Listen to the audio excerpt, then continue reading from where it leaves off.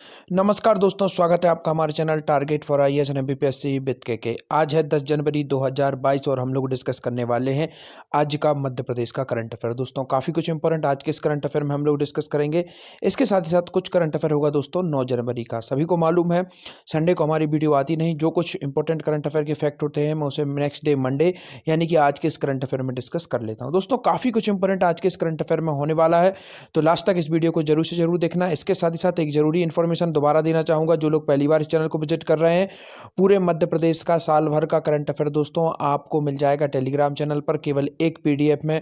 उसे मैंने Telegram channel के फ्रंट पर ही पिन करके उस जो मैसेज है वो पीडीएफ उसको अपलोड कर दिया है। आप चाहे फ्री ऑफ कॉस्ट उसे एक्सेस कर सकते हैं। इस लेक्चर की पीडीएफ भी आपको टेलीग्राम चैनल पर मिल जाएगी फ्री ऑफ कॉस्ट, जिसकी लिंक डिस्क्रिप्शन में है।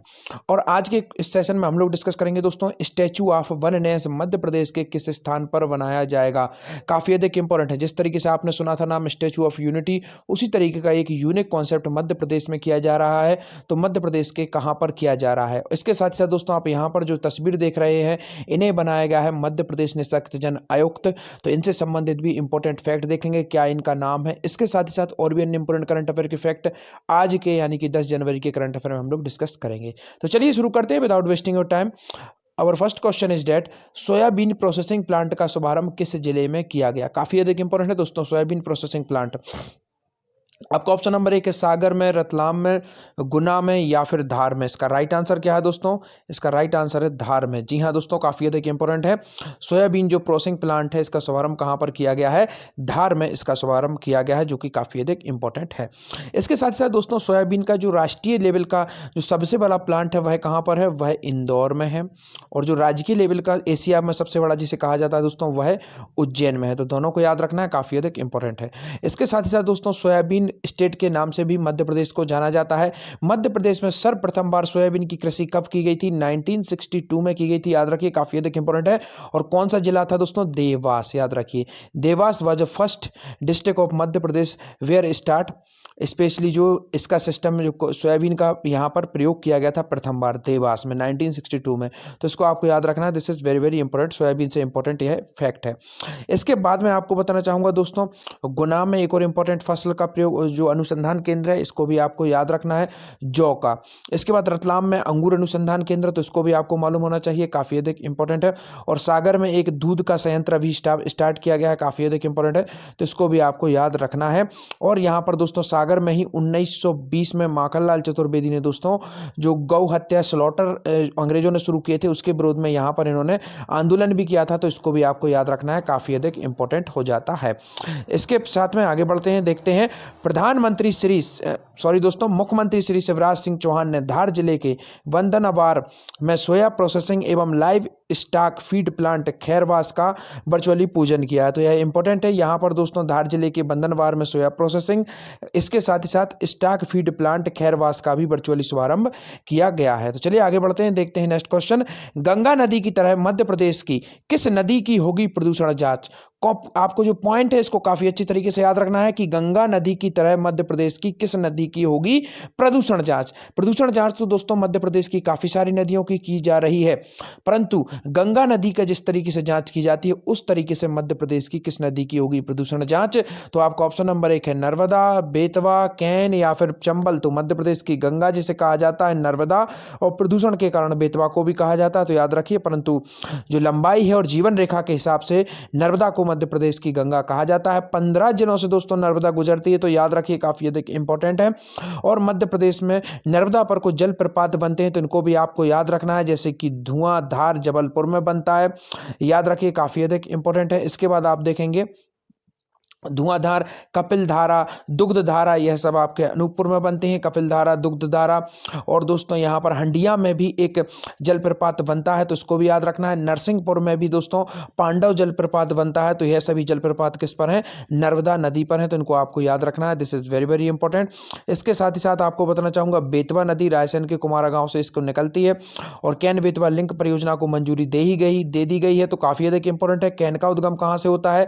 कैन का उद्गम होता है आपके दोस्तों कटनी से, इसको याद रखिए, काफ़ी अधिक इंपॉर्टेंट है। और यह भी दोस्तों है कि पांडव जलप्रपात नाम का जलप्रपात बनाती है। कहाँ पर बनाती है यह बनाती है आपके जो पन्ना में आपका राष्ट्रीय उद्यान है, वहां पर यह पांडव जलप्रपात नामक जलप्रपात बनाती है, तो इसको आपको याद रखना है। और कैन नदी में दोस्तों सजहर नामक पत्थर मिलते हैं, कीमती पत्थर है ये, तो इसको आपको याद रखना है। और देवगढ़ नामक आयरलैंड दोस्तों बेतवा नदी पर है, तो इसको भी याद रखना है आपको।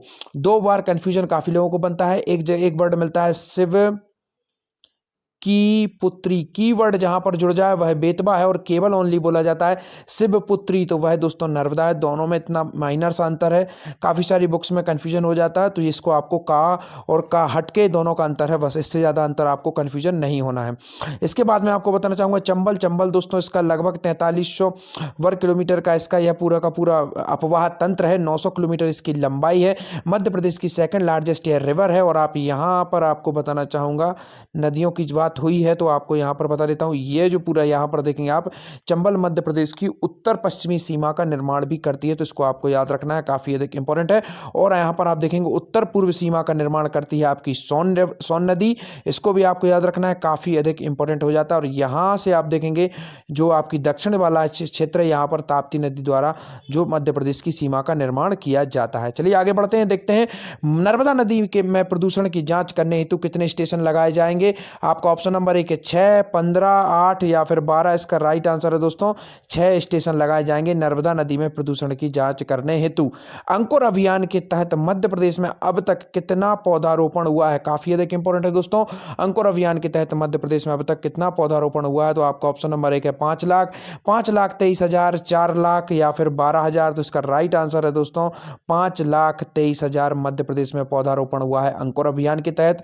शुरुआत से ही मैंने आप लोगों को बताया था, अंकुर अभियान के अंतर्गत सोशल मीडिया प्लेटफॉर्म पर आपको अपलोड करना है, एक आपको ऐप दिया जाएगा, उस ऐप के माध्यम से आपको अपलोड करना है पौधे के साथ अपनी पिक्चर को, तो काफी अधिक इंपॉर्टेंट है। देखते हैं, मंत्री श्री डंगर ने बताया कि अंकुर कार्यक्रम में प्रदेश में अब तक 5,23,000 पौधारोपण हुए हैं, जिले में अपने लक्ष्य निर्धारित किए गए हैं।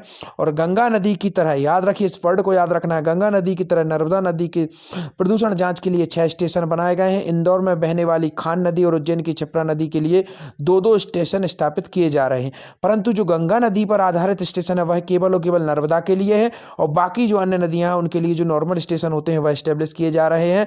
नर्मदा जल स्तर की जांच के लिए यह स्टेशन कहां कहां पर लगाए जाएंगे, अमरकंटक, डिंडोरी, जबलपुर में भेड़ाघाट के आगे, होशंगाबाद, ओमकारेश्वर और धर्मपुरी में स्थापित होंगे।